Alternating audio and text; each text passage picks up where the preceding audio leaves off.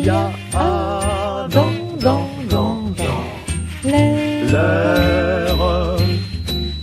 de l'IA.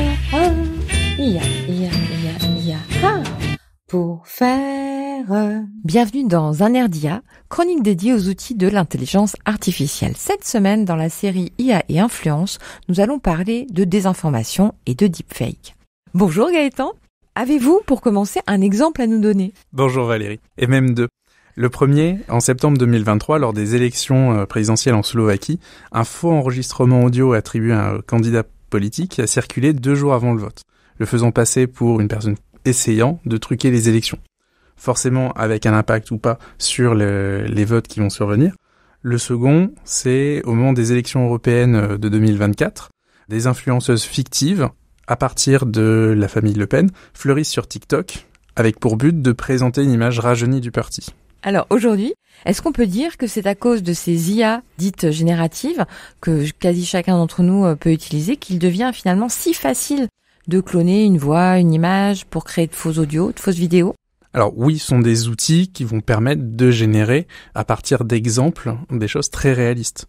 En 2023, par exemple, lors des procès de Donald Trump, on avait des générations d'images le représentant arrêté ou en fuite, très réalistes, qui étaient diffusées en masse sur les réseaux, avec des commentaires ou des mises en scène quasi journalistiques.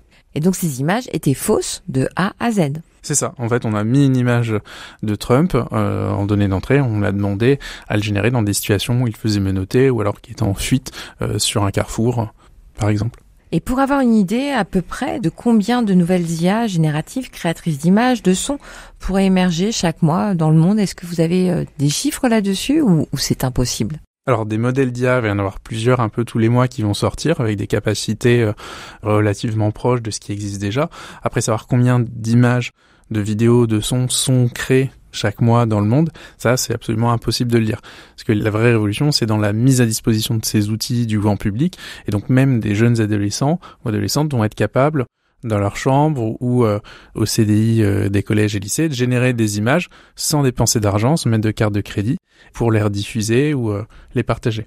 Et donc génération d'audio, de sons, de vidéos ou d'images fixes, est-ce que vous avez des noms ?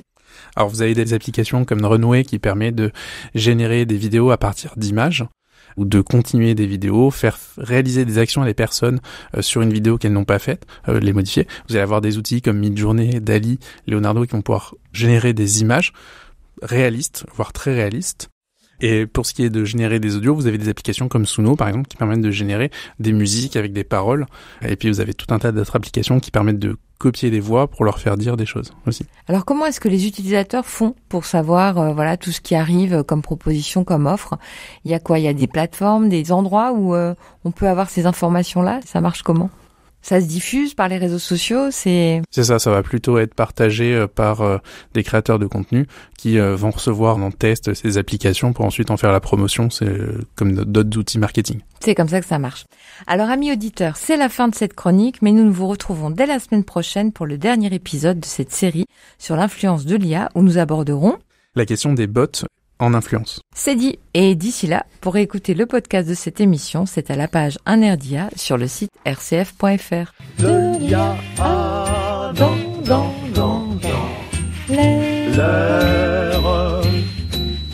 De l'IA, IA, pour faire...